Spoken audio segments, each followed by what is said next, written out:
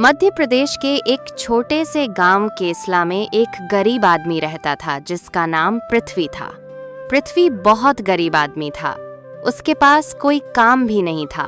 वह अपने परिवार का पालन पोषण बड़ी मुश्किल से कर पाता था।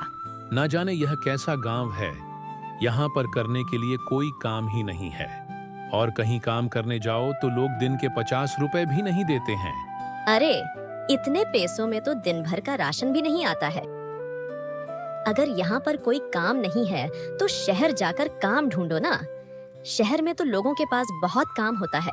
हमारे गांव से भी तो कितने लोग शहर में काम करने के लिए गए हैं। शहर की जिंदगी के बारे में तुम कुछ नहीं जानती हो। वहां पर अगर 2000 भी कमाओ ना तो आधे से ज्यादा पैसे तो वहां किराए और खाने पीने में खर्च हो जाएंगे। वहां पर रहने के लिए कमरा भी बहुत महंगा मिलता है। अब ना तो आपको गांव में काम मिल रहा है और ना ही शहर जाने के लिए आप मान रहे हैं, तो फिर ऐसे कैसे काम चलेगा। बच्चे बड़े हो रहे हैं, हमें उनके लिए भी तो कुछ करना है। तुम्हें क्या लगता है रूपा कि सिर्फ तुम्हें ही बच्चों की चिंता है? अरे बच्चों की चिंता मुझे भी है, लेकिन मुझे समझ में नहीं आ रहा है कि करूं क्या। अब मुझे बहुत भूख लग रही है, कुछ खाने के लिए है तो दे दो। बस थोड़े से दाल चावल है, आज का राशन भी लेकर आना पड़ेगा। अच्छा ठीक है, खाना खाकर बाहर जाऊंगा और कोई काम ढूंढने की कोशिश करूंगा। पृथ्वी थोड़ी सी रखी रात की रोटी प्याज के साथ खाकर बाहर काम ढूंढने के लिए निकल जाता है। तभी उसे एक आदमी कुछ कहता हुआ सुनाई पता है। अरे भैया, ये किस चीज के पर्चे हैं? आप यहाँ पर क्या बांट रहे हो? भैया, यहाँ पर एक ढाबा खुला है तो मैं उसी का पर्चा बांट रहा हूँ। अगर आपको भी ढाब पर जाकर खाना खाना है तो जरूर जाइए। हमारे ढाबे पर बहुत अच्छा खाना मिलता है। अरे भाई, इधर मेरे पास राशन खरीदने के पैसे नहीं है तो ढाब पर जाकर खाना कहाँ से खाऊंगा। फिलहाल तो मैं कोई काम ढूंढ रहा हूँ जिससे मुझे थोड़े पैसे मिल जाएंगे तो मैं अपने परिवार के लिए राशन खरीद सकूं। तब तो आप बिल्कुल सही जगह पर आए हैं। ढाबा भी नया नया ही खुला है और वहां पर काम करने वाले लोगों की जरूरत भी है। ढाबा यहाँ से पास भी है, आप चले जाइए। हो सकता है कि वहां पर आपको कोई काम मिल जाए। ये सुनकर पृथ्वी बड़ा खुश होता है और ढाबे पर पहुंच जाता है। भैया, अभी आपका जो आदमी ढाबे के पर्चे बांट रहा है ना, वह मुझसे मिला था। उसने कहा कि अभी ढाबा नया खुला है तो आपको काम करने वाले लोगों की जरूरत है, इसीलिए मैं यहाँ पर आया हूँ।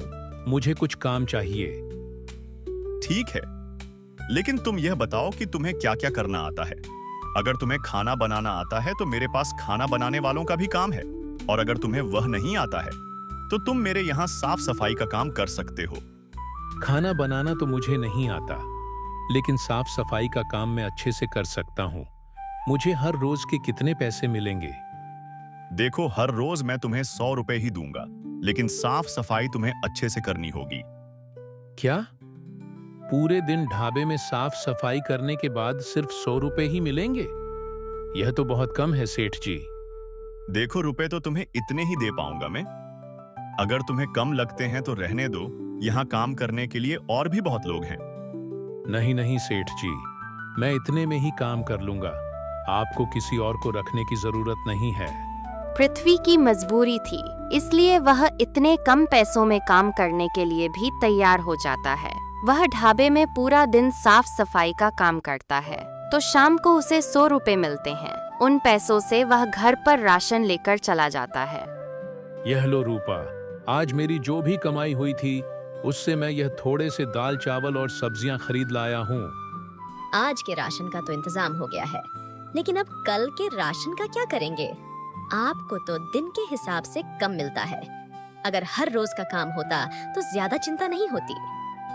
अरे तुम चिंता मत करो, अब मुझे नौकरी मिल गई है, इसलिए मुझे हर रोज के पैसे मिल जाएंगे। अब तुम्हें हर रोज के राशन की चिंता करने की जरूरत नहीं है।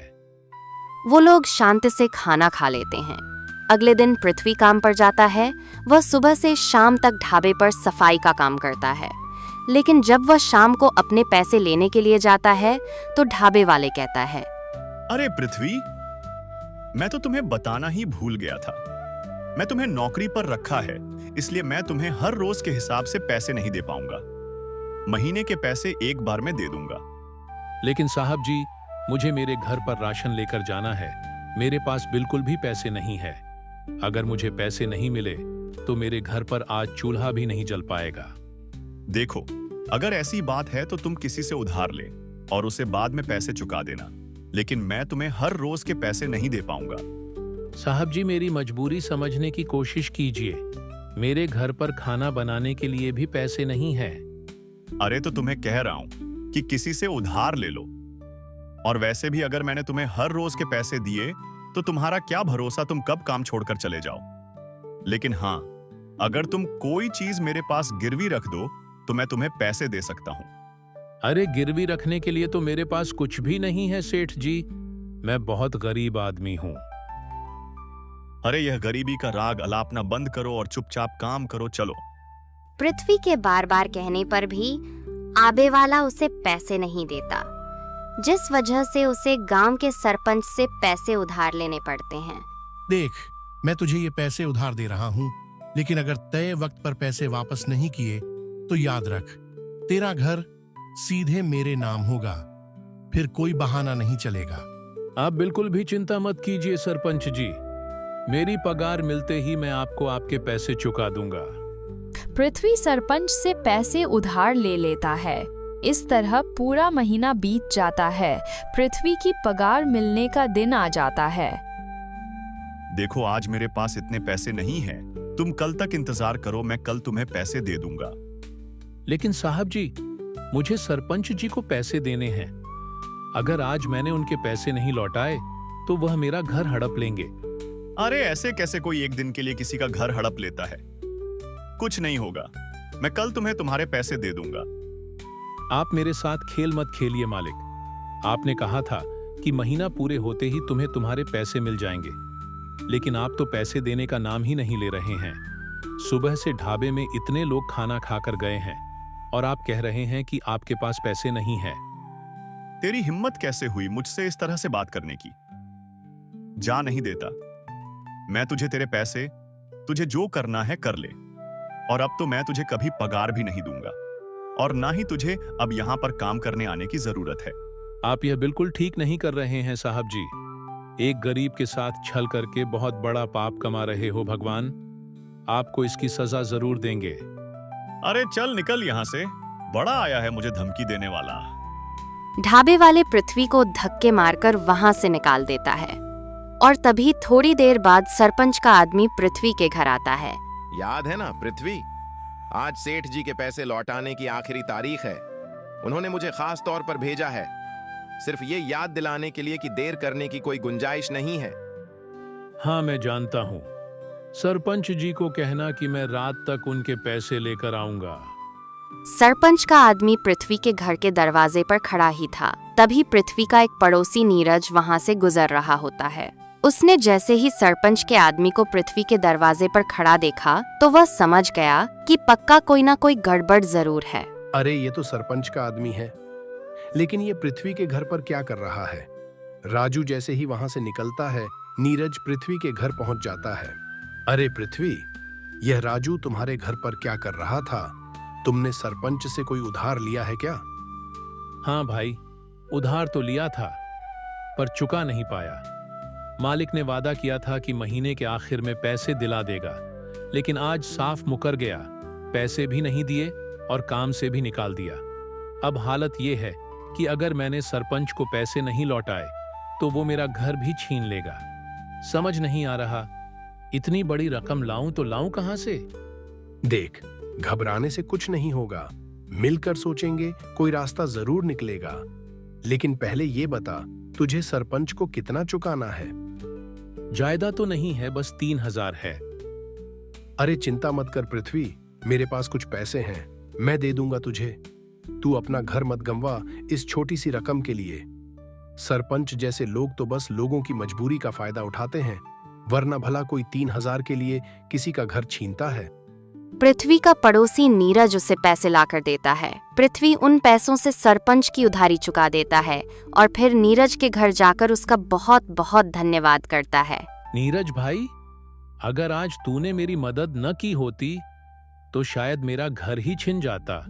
पता नहीं भगवान ने इतनी मजबूरी क्यों दी है मुझे। एक तरफ काम मिलता नहीं और जहां मिलता है वहां लोग धोखा दे जाते हैं। समझ नहीं आता कैसे अपने बीवी बच्चों का पेट पालूं, किससे उम्मीद करूं और कैसे जीऊं। पृथ्वी, वक्त मुश्किल है लेकिन तू भी कमजोर नहीं है। अपना काम शुरू कर, छोटा सही लेकिन अपना होगा। मेहनत करेगा तो बरकत खुद ब खुद आएगी और फिर किसी पर निर्भर रहने की जरूरत भी नहीं पड़ेगी। लेकिन मुझे तो ज्यादा कुछ आता ही नहीं नीरज भाई।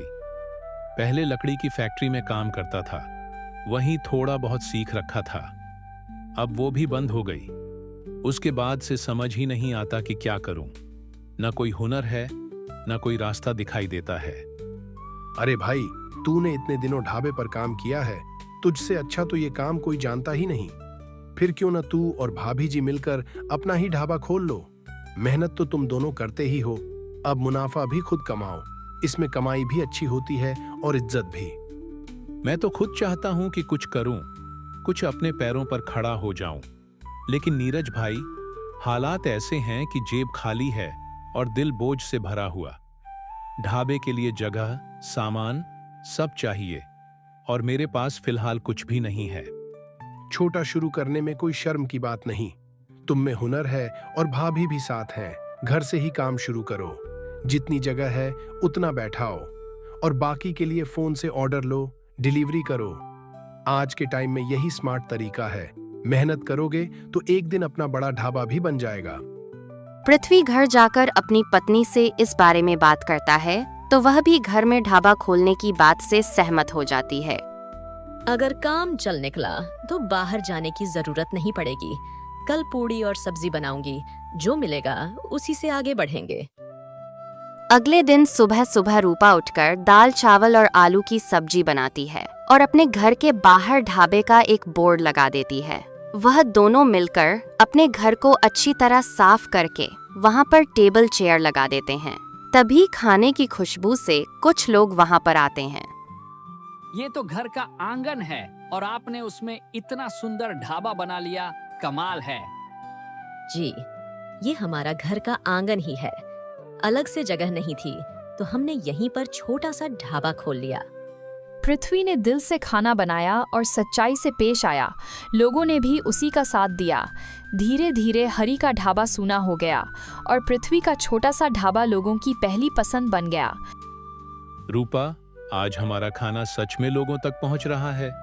बाहर से ऑर्डर आया है 2 प्लेट आलू दम, 2 प्लेट पालक पनीर और मिस्सी रोटी का।